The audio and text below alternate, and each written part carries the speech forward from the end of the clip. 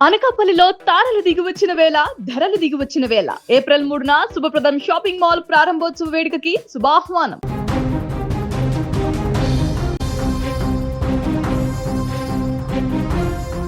కుకట్పల్లిలో ఇద్దరు కుమారులతో కలిసి తల్లి బలవన్మరణం చేసుకున్నటువంటి ఘటనలో మరో కొత్త కోణం ఇప్పుడు వెలుగులోకి వచ్చింది. స్రవంతి ఆత్మహత్యకు ప్రధాన కారణం భర్తే అని తెలుస్తుంది. రెండో భార్యతో అత్యంత సాన్నిహిత్యంగా ఉన్న ఫోటోలు, వీడియోలను మొదటి భార్యకు పంపించి ఆమె మానసిక క్షోభకు గురయ్యేలా చేసి దారుణంగా ప్రవర్తించాడు ఆ వ్యక్తి. అది కూడా చాలదన్నట్లుగా ఇంటికి వచ్చి ఇష్టం వచ్చినట్లుగా కొట్టి మృగంలాగా మారిపోయేవాడు.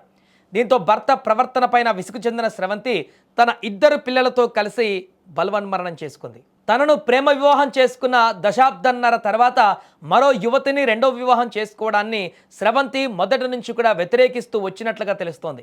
నిన్ను చేసుకుంటున్నట్లుగానే ఆమెను కూడా ప్రేమించి పెళ్లి చేసుకున్నానని, ఆమె కూడా మనతో పాటే ఉంటుందని, నేను చెప్పినట్లు వినకపోతే నిన్ను బతకనీయను అంటూ భర్త ప్రవీణ్ పలుమార్లు బెదిరించేవాడని స్థానికులు చెబుతున్నారు. ఓ రోజు ఏకంగా రెండో భార్యను ఇంటికి తీసుకొని రావడంతో స్రవంతి ఆమెతో ఘర్షణ పడి ఇంటి నుంచి బయటకు పంపించింది. అనంతరం రెండో భార్యతో వేరువేరు చోట్ల కాపురం పెట్టిన ప్రవీణ్ తాము ఏకాంతంలో గడిపినటువంటి చిత్రాలు, వీడియోలను స్రవంతికి వాట్సాప్ ద్వారా పంపేవాడు. దానికి తోడు స్రవంతి వద్దకు వచ్చి దూషించడం, ఇష్టం వచ్చినట్లుగా కొట్టడం చేసేవాడు. వీరి మధ్య తరచూ గొడవలు జరుగుతుండడంతో ఇరుగు పొరుగు వారు కలగజేసుకొని ఇద్దరిని సముదాయించేవారు. అయినా కూడా స్రవంతి భర్తతో తనకు విడాకులు కావాలంటూ గ్రామంలోని పెద్దల వద్ద పలుమార్లు పంచాయతీలు కూడా పెట్టించింది. ఆయా సమయాలలో భార్యతో బుద్ధిగా ఉంటానని, ఇక నుంచి ఏ తప్పు చేయనంటూ పెద్దలను నమ్మిస్తూ వచ్చాడు అతను. గత నెల 29న కూడా అదే మాదిరిగా వెళ్ళిన ఆమెకు తన భర్తతోనే కలిసి ఉండమని పెద్దలు చెప్పగా నిరాశ చెందింది. సోమవారం రాత్రి నగరానికి వచ్చిన స్రవంతిని పిల్లల ముందే భర్త తీవ్రంగా కొట్టాడు. అంతేకాకుండా నిన్ను పిల్లలను చంపేస్తానని బెదిరించినట్టు తెలుస్తోంది.